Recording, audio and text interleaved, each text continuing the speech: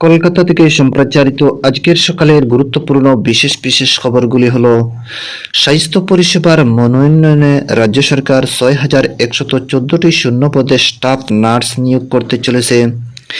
ইচ্ছুক চাকরি প্রার্থীরা অনলাইনে আবেদন করতে পারবেন। বন্দে ভারতের পর এবার অমৃত ভারত এক্সপ্রেস পেতে চলেছে বাংলা। প্রধানমন্ত্রী আজ উত্তরপ্রদেশের অযোধ্যা ধাম স্টেশনে মালদা থেকে বেঙ্গালুরু পর্যন্ত এই ট্রেনের যাত্রার সূচনা করবেন।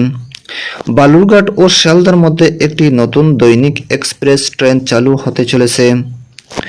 আসন্ন লোকসভা নির্বাচনে প্রার্থীদের কোনো আত্মীয়কে ভোটের কাজে ব্যবহার করা যাবে না বলে নির্বাচন কমিশন সব রাজ্যের মুখ্য সচিবদের চিঠি দিয়ে জানিয়েছেন। রাজ্য সরকার উৎসশ্রী পোর্টালের মাধ্যমে শিক্ষকদের বদলি প্রক্রিয়া আরও 6 মাস স্থগিত রাখার নির্দেশ দিয়েছে।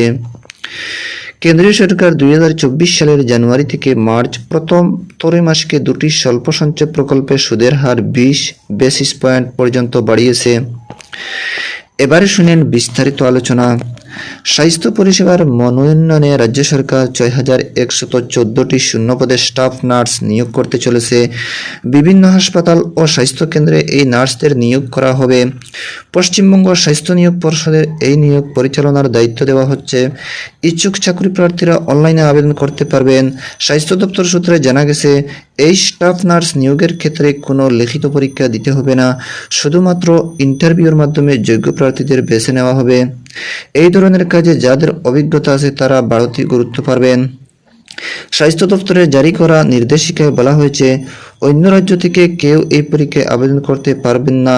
বিজ্ঞপ্তি ও আবেদন সংক্রান্ত যাবতীয় তথ্য স্বাস্থ্য দপ্তরের অফিসিয়াল ওয়েবসাইট পাওয়া যাবে। এই আগামী বছরের মাঝামাঝি এই নিয়োগ প্রক্রিয়া শেষ হবে বলে জানা গিয়েছে। এদিকে বন্দে ভারতের পর এবার অমৃত ভারত এক্সপ্রেস পেতে চলেছে বাংলা।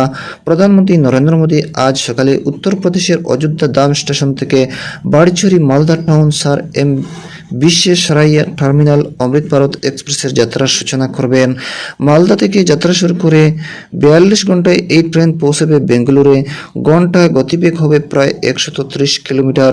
সব মিলিয়ে 22টি কামরার এই ট্রেন থাকছে CCTV camera, digital display board, পর্যাপ্ত পরিমাণে চার্জিং পয়েন্ট, আধুনিক শৌচালয় সহ নানাবিধ আধুনিক পরিষেবা। মালদা উত্তরের সাংসদ খগেন মুর্মু জানান, এই ট্রেন স্থানীয় মানুষের দীর্ঘদিনের চাহিদা পূরণ করবে। এদিকে অনুষ্ঠানে উপস্থিত ছিলেন ইংরেজবাজারের বিধায়ক শ্রীরূপা মিত্র চৌধুরী সহ অন্যান্যরা। উত্তরবঙ্গের দক্ষিণ দিনাজপুর ও কলকাতার মধ্যে রেল যোগাযোগ আরও বৃদ্ধির লক্ষ্যে বালুরঘাট ও শিয়ালদার মধ্যে একটি নতুন দৈনিক এক্সপ্রেস ট্রেন চালু হতে চলেছে। আজ 1 জানুয়ারি বেলা 12টায় ভিডিও কনফারেন্সের মাধ্যমে বালুরঘাট থেকে এই ট্রেনের যাত্রার সূচনা করবেন রেলমন্ত্রী অশ্বিনী বৈষ্ণব। ট্রেনটি শিয়ালদা থেকে রাত 10:30টায় ছেড়ে পরদিন সকালে 8:30টায় বালুরঘাট পৌঁছাবে। অন্যদিকে বালুরঘাট থেকে সন্ধ্যা 7টায় ছেড়ে পরদিন ভোর 4:20 শিয়ালদা পৌঁছাবে ট্রেনটি। আগামী 2 জানুয়ারি শিয়ালদা এবং 3 জানুয়ারি বালুরঘাট থেকে ওই ট্রেন নিয়মিত চলবে বলে পূর্ব রেল সূত্রে জানা গেছে। এদিকে বর্ষবরণের রাতে আগামী রবিবার যাত্রীদের সুবিধায় মেট্রো রেল তাদের নর্থ সাউথ করিডোর নিরাপত্তা ব্যবস্থা জোরদার করার সিদ্ধান্ত নিয়েছে। মেট্রোর তরফে এক বিজ্ঞপ্তিতে জানানো হয়েছে, ওই দিন এসপ্ল্যানেড, পার্ক স্ট্রিট ময়দান, রবীন্দ্র সদন এবং দমদম স্টেশনে অতিরিক্ত নিরাপত্তা বাহিনী মোতায়েন করা হবে। নাশকতামূলক ঘটনা প্রতিরোধে প্রতিটি স্টেশনে থাকবে পৃথক নজরদারি ব্যবস্থা। যাত্রী ভিড় সামাল দিতে স্টেশনগুলিতে অতিরিক্ত টিকিট কাউন্টার খোলা হবে। এদিকে আসন্ন লোকসভা নির্বাচনে প্রার্থীদের কোনো আত্মীয়কে ভোটের কাজে ব্যবহার করা যাবে না, এই মর্মে নির্বাচন কমিশনের পক্ষ থেকে সব রাজ্যের মুখ্য সচিবদের চিঠি দেওয়া হয়েছে। ভোটের কাজে ডাক পাওয়া সরকারি কর্মীদের আগে থেকেই জানতে হবে তাদের কোনো আত্মীয় নির্বাচনে প্রতিদ্বন্দ্বিতা করেছেন কিনা। যে সমস্ত কর্মী রিটার্নিং অফিসার, পর্যবেক্ষক, মুখ্য নির্বাচন আধিকারিক বা জেলা নির্বাচন আধিকারিককে দায়িত্ব পালন করবেন তাদেরকে নিরপেক্ষ থাকতে হবে বলে ওই চিঠিতে উল্লেখ করা হয়েছে।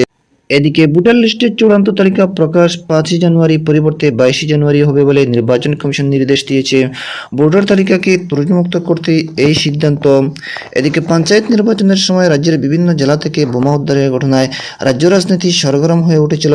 এবার ফের বোমা উদ্ধার হলো দক্ষিণ 24 পরগনার বাঙ্গন ও মুর্শিদাবাদের বড়গঞ্জায়। এদের দক্ষিণ 24 পরগনার বাঙ্গর এই কাটাভাঙ্গা এলাকায় ধান জমি থেকে একটি বাজারের ব্যাগের ভিতরে 3টি সকেট বোমা উদ্ধার করা হয়। ধান কাটার সময় ব্যাগটি নজরে আসে।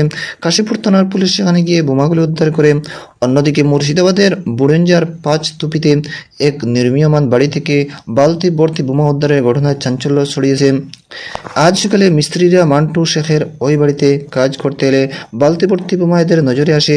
পুলিশের খবর দেওয়া হলে ডিজ পুজাল টিম দুপুরে একটি ফাঁকা জায়গায় গিয়ে সেগুলি নিষ্ক্রিয় করে। ওই বালতিতে 8টি বোমা রাখা হয়েছিল। এদিকে বীরভূমের মুরারি থানার পানিহারা গ্রামে তৃণমূল কংগ্রেসের বুথ সভাপতি মোহাম্মদ সাবের এর বাড়িতে পিছনে বোমাবাজির ঘটনা ঘটে। তার অভিযোগ, গতরাতে বাড়ির পিছনে মাঠের মধ্যে বোমা ফাটানো হয়। বিষয়টি মুরারি থানায় জানানো হয়েছে। এদিকে দক্ষিণ 24 পরগনার নরেন্দ্রপুর থানার অন্তর্গত জগদীপুতে কাল দুপুরে একটি বাড়িতে প্রচণ্ড বিস্ফোরণের শব্দে এলাকায় আতঙ্ক ছড়িয়ে পড়ে। বিস্ফোরণের তীব্রতায় পাশের বহুতলের ফ্ল্যাটের জানালা কাঁচ ভেঙে পড়ে। চির ধরে জলের ট্যাঙ্কেও বাড়িটিকে দাউ দাউ করে জ্বলতে দেখে দমকলে খবর দেন স্থানীয় বাসিন্দারা। ঘটনাস্থলে আসে নরেন্দ্রপুর থানার পুলিশ। দমকলে 2টি ইঞ্জিন 8 ঘন্টার চেষ্টায় আগুন নিয়ন্ত্রণ আনে। ওই বাড়িতে থাকা গ্যাসের সিলিন্ডার থেকে বিস্ফোরণের জেরেই এমন ভয়াবহ আগুন লাগিয়ে পড়ে। দমকলের প্রাথমিক অনুমান, হতাহতের কোনো খবর নেই। পুলিশ ঘটনার তদন্ত শুরু করেছে। এদিকে রাজ্য সরকার উচ্চশ্রী পোর্টালের মাধ্যমে শিক্ষকদের বদলি প্রক্রিয়া আরও 6 মাস স্থগিত রাখার নির্দেশ দিয়েছে। আগামী 30শে জুন পর্যন্ত এই প্রক্রিয়া স্থগিত থাকবে। এর আগে উচ্চশ্রী পোর্টালের মাধ্যমে শিক্ষক বদলি 31 ডিসেম্বর পর্যন্ত স্থগিত রাখা হয়েছিল। জানা গিয়েছে, স্কুল সার্ভিস কমিশনের তরফে রাজ্যের শিক্ষা দপ্তরকে এই স্থগিতাদেশের মেয়াদ বৃদ্ধির আবেদন জানানো হয়েছিল। নতুন নিয়োগ, প্রশাসনিক বদলি প্রভৃতি কারণে আবেদনের ভিত্তিতে সাধারণ বদলি এবং বিশেষ বদলি বন্ধ রাখা হয়েছে বলে জানা গিয়েছে। এদিকে তপশিলি জাতি ও উপজাতি পড়ুয়ারা যাতে আইআইটির মতো শিক্ষা প্রতিষ্ঠানে ভর্তি হতে পারে, সেই জন্য রাজ্য সরকার বিশেষ প্রশিক্ষণ কর্মসূচি চালু করতে চলেছে। 11 শ্রেণীতে ভর্তি হলে প্রশিক্ষণের জন্য আবেদন করতে পারবেন পড়ুয়ারা। মুখ্যমন্ত্রী মমতা ব্যানার্জি শীঘ্রই এই প্রকল্পের সূচনা করবেন বলে সূত্রের খবর। নতুন বছরই জানুয়ারি থেকে প্রথম ব্যাচ শুরু হবে। বছরে প্রায় 2000 তপশিলি পড়ুয়া এই প্রশিক্ষণের সুবিধা পাবেন। বিশেষজ্ঞ সংস্থার হাতে প্রশিক্ষণ কর্মসূচির দায়িত্ব দেওয়া হবে। এদিকে কেন্দ্রীয় সরকার 2024 সালের জানুয়ারি থেকে মার্চ এই প্রথম ত্রৈমাসিকের জন্য 2টি স্বল্প সঞ্চয় প্রকল্পের সুদের হার 20 বেসিস পয়েন্ট পর্যন্ত বাড়িয়েছে। অর্থ মন্ত্রকের জারি করা এক বিজ্ঞপ্তিতে অনুযায়ী সুকন্যা সমৃদ্ধি অ্যাকাউন্ট প্রকল্পের সুদের হার 20 বেসিস পয়েন্ট বাড়িয়ে 8% থেকে বের করা হয়েছে 8.2%। এছাড়া 3 বছর মেয়াদী আমানতের ক্ষেত্রে সুদের হার 10 বেসিস পয়েন্ট বাড়িতে 7% থেকে 7.1% করা হয়েছে।